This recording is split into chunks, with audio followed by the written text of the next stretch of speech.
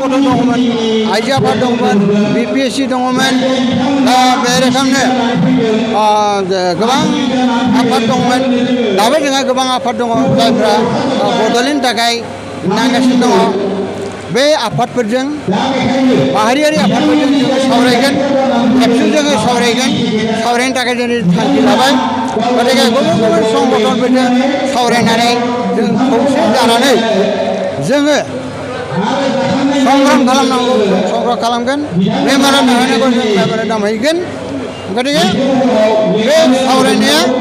सोलिबाय थागोन जेब्लासिमहालागै जोङो खौसेथियाव फैनो हाया अब्लासिमहालागै जोंनि नाजानाया सोलिबाय थागोन गुबुन गुबुन संगठनफोरखौ लाफानानै आरो बेवहाय मोनसे खोथाखौ उल्लेख खालामनांगौ जायो बे जाहैबाय जे बे जों जि ओनसोलखौ लानानै बड'लेण्डखौ दाबि खालामो बे ओनसोलाव बर' एबा ट्राइबेल सुबुंल' थानाय नङा बेवहाय जायफोर इन्डिजिनास माखासे दङ बे इन्डिजिनास मानसिफ्राबो जोंजों थाफागोन जों बिथांमोननिबो मदद लागोन गतिके बिथांमोनखौ जोङो जोंनि बे रायजोनिफ्राय बेसोरखौ जोङो बोखारनांगौ नुजोबाखै गतिके जायफोर इन्डिजिनास पिपोल बा बे असमिया जानो हागौ बर'नि जानो हागौ बेवहाय धरक 1947नि सिगां बा 48नि सिगां जायफोर इन्डिजिनास मानसि जायफ्रा बेवहाय थानायनि मोन्थाय दङ जायफ्रा माने बेवहाय जेनुइन जायफोर सिटिजेन बे सिटिजेनफोर बे जेनुइन मानसिफोर बा इन्डिजिनास मानसिफोरखौ जोङो लाफागोन बिसोरनि मदद लागोन आरो बिसोरखौ जोङो आलादा रोखोमै ट्रिटमेन्ट खालामनानै जेबो बाथ्रा गैया गतिके बिसोरनि खाथियाव जों थांगोन बिसोरनिफ्राय जोङो मदद नांगोन गतिके बिथांमोनजों जोंहा खुनु सत्रुता गैया सिगाङाव बिदिनो अनेक कमिउनिटि क्लेश जालांबाय बर' हारसा बा बर' मुस्लिम बे रोखोम जों बेबायदि कमिउनिटि क्लेशखौ जों लुबैयाखै बेनिखायनो बै बिथांमोननि खाथियाव जोङो थांगोन नाथाय बे नङा जे बिथांमोना जायफोर इलिगेल भाबै बेवहाय दङ रायजो जानानै दङ हा हु लानानै दङ बायदि रोखोमनि बेफार फालांगि खालामनानै दङ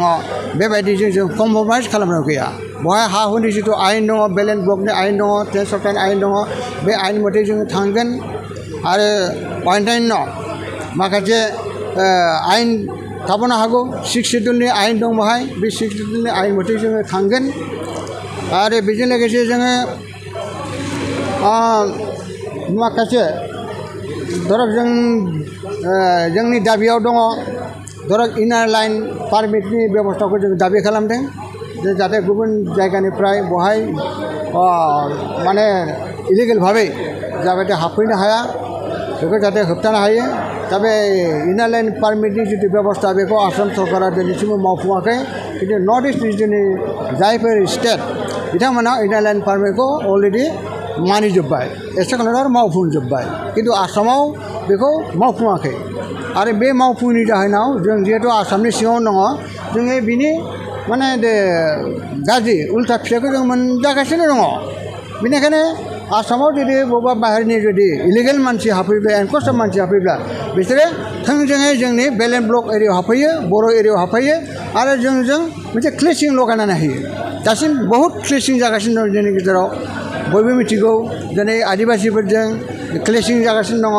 दिनै माब्लाबा बेंगलिफोरजों क्लेसिं जायो आरो बिदिनो असमियाफोरजों सिगाङावबो बहुद जालांबाय आरो बिदिनो मुस्लिमफोरजोंबो जायो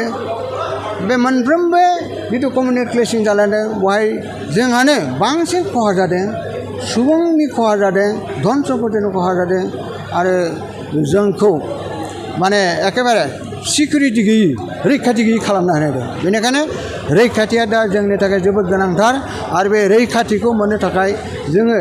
आलादा रायजो जुदि सोरजिनो हायाब्ला बे रैखाथिया जेब्लाबो फैनो हाया आरो जोंनि हारिनि जिथु सिनायथि बे सिनायथिखौ जोङो बुहुमाव जुदि लाखिनांगौब्ला गोसार होनांगौब्ला जिथु मास्टार रेस दानायनि जोंहा सिमां दङ बर' हारिखौ बे मास्टार रेस दानांगौब्ला जोंहा सेपारेटिस्ट जानांगोन अब्लासो बे जागोन आरो बेनिखायनो उपेन्द्रनाथ ब्रह्मआ बे सिमांखौ लानानै सोमावसारदोंमोन दाबिदोंमोन बिथांनि सिमां बिथांनि जिथु सानस्रि बे सानस्रिखौ लानानै जोङो आवगायफिननो नागिरदों बेनिखायनो जोङो बेखौ लानानै दा एवारनेस प्रग्राम लागासिनो दङ गुबुन गुबुन संगठनजों जोङो सावरायनायखौ आरम्भ खालामसिगोन आबसुनिफ्राय आरम्भ खालामनानै जेसेबां जोंहा माहारियारि संगठन दङ जोंनि गेजेराव एफा एनै थांखिनि बेलायाव बा आइडिय'लजिनि बेलायाव फाराग थानो हागौ नाथाय जाथि हिसाबै जोंहा रावा बेनो मोनसे जोंनि हारिमुवा एखे जोङो एखे हायावनो दङ बेलेन ब्लकआवनो दङ गतिके जोंहा रैखाथिनि बेलायाव जोंनि सिनायथि जोंनि राव थुनलाइखौ फेहेरनायनि बेलायाव बेवहाय खुनु गोनो गोथो खुनु बेवहाय फाराग थानांगौनि बाथ्रा गैया गतिके बेफोरखौ लानानै जोङो सावरायगोन जोंनि गेजेराव खौसेथिखौ जों लाबोनो नाजागोन आरो जेब्लासिम आरो जोङो खौसेथिखौ लाबोनो हाया जिहेतु जोंनि साननाय जोंनि सिमां जाफुङा बेनिखायनो खौसेथिखौ मोगथाङाव लाबोनो थाखाय जों जेरैखि जाया जों नाजाबाय थागोन जुजिबाय थागोन कारन जोंहा बैसो गैलिया बेखिनि बैसोआव जोङो जोबथा समनि थाखाय जोङो गोदोआवबो नांबोदोंमोन आरो दाबो जोङो नांनो थाखाय प्रस्तुत जिहेतु जोंनि लोगोफ्रानो गोबां जोंनिफ्राय थैलांबाय मुंख्लं जालांबाय गतिके बै बिथांमोननि मुंख्लंनि बिथांमोननि जिउनि बिथांमोननि थैनि जितु बेसेन बे बेसेनखौ जों जुदि होनो रोङाब्ला जोंनि इयुन जोलैया बोरैहाय थुलुंगा मोननो बा बे बिथाखौ लानानै बिथांमोना आवगायनो जातिखौ रैखाथि होनो थाखाय बेनिखायनो जोङो दानि जिथु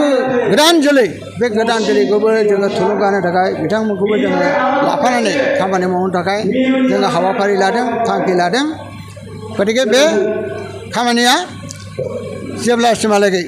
जोंनि बर' हारिनि सिमां आद्रा थानाय बे जाफुङा अब्लासिमहालागै जोंनि बे नाजानाया सोलिबाय थागोन फोरमायनो सानदों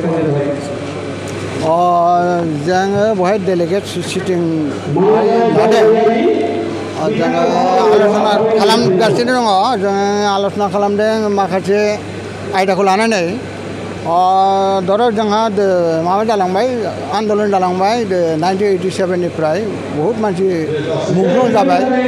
बहुद मानसि जेल खाथिलांबाय बायदि रोखोमनि दुखु खस्थ' मोनबाय गतिके बै समाव जोंहा बड'लेण्ड रायजो जानांगौ होननानै जोङो दाबि खालामदोंमोन आरो बेखौ लानानै जा सोमावसारनाय जादों बेवहाय जोंहा गोबां रोजा रोजा मुंख्लं जालांबाय अनेक मानसि जोंहा थानायाव लांनानै बुख्रुब जादों सुख्रुब जादों लकआपआव जोबनानै दोनजादों ओंखाम गैया दै गैया जेल खाथि नांदों न' बां सावजादों गहपुराव जादों नै खेराबारियाव जादों नै मुदिबारियाव जादों आरो क'क्राझाराव अनेक जायगायाव जादों बेसेबां न' बां सावजानानै बबेबा भुटानाव थाहैनांदों बबेबा अरुणाचल आसाम बर्डाराव थाहैनांदों बेखिनि दुखु खस्थ' जोंनि दाबिया बड'लेण्डसोमोन आसामनिफ्राय गावस्रानानै भारत संबिजितनि जिथु प्रभिजन दङ 2 आरो 3 मथै बे रायजो सृष्टि खालामनायसोमोन खिन्थु जोङो BSc मोनबाय BScआव जेबो बे रोखोम थोजासे बेसिम गोहो फैयाखिसै जों बेखौ लाथ'दोंमोन मोनसे बेखौ माइलनि खुन्थिया हिसाबै बेखौ जोङो माबादोंमोन खिन्थु बे मोजाङै फुलफिल जायासै बेनिफ्राय BTC सुक्ति जाबाय BTR सुक्ति जाबाय बेवहाय नुनो मोनबाय जोङो बेवहाय 6 शिड्युल होदों इन्डियान कन्स्टिटिउसननि 6 शिड्युल प्रभिजन मथे मोनसे काउन्सिल दानानै होदों खिन्थु बे जोंनि थाखाय थोजासे नङा मानोना फुल फ्लेजेड स्टेट नङाब्ला जोंनो नांगौ गोहोफोरखौ जोङो मोनजोबनो हाया दा बेवहाय धरक हम डिपार्टमेन्ट गैया दा BTCआवहाय पुलिस एडमिनिस्ट्रेसना गैया आरो फाइनान्सियेल पावारा गैया आरो बेवहाय एडमिनिस्ट्रेटिभ पावाराबो थोजासे नङा गतिके जेराव जोंहा हम डिपार्टमेन्ट गैया पुलिस एडमिनिस्ट्रेसना गैया आरो फारसेथिं जोंहा फाइनान्सियेल पावारा गैया गतिके बेबायदि हिसाबै जोङो बे काउन्सिलखौ 6 शिड्युलब्लाबो जों बोरैहाय बेखौ थोजासे होननानै बुंनो बोरै बेवहाय मोजाङै जों सासन खुंनो हानो बेनिखायनो नर्थ इस्ट रिजियनाव जों मिथिगौ जारिमिन दङ जे 1956निफ्राय आरम्भ खालामनानै जेरैबायदि नर्थ इस्ट रिजियनाव गोदान गोदान रायजो जाबाय अरुणाचल प्रदेश जाबाय बे जोंहाय नागालेण्ड जादों मिज'राम जादों आरो बिदिनो उनाव मेघालय जाबाय 1963आव माबा जाबाय नागालेण्ड 60 जाबाय बेनिफ्राय 1972आव फुल पेडेड माबा जाबाय मेघालय 60 जाबाय मिज'राम 60 जाबाय दा बिसोरबो जिखिनि क्राइटेरियाजों बिसोरो सेपारेट स्टेटखौ मोनदों जोंहाबो बे क्राइटेरिया दङ जोंहा थोजासे जोंहा सुबुं अनजिमा दङ दाबो जोङो नर्थ इस्ट रिजियनाव सिंगल लार्जेस्ट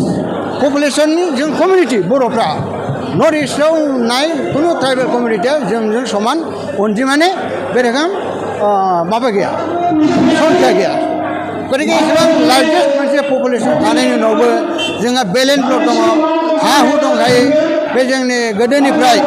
मोननाय जोंनि मोनथाय बे एनकेस्टेड लेन्ड जोंनि बुरलुंबुथुरनि बे सा ओनसोलाव गोदोनिफ्राय रायजो जाबोदों जोंहा मोनसे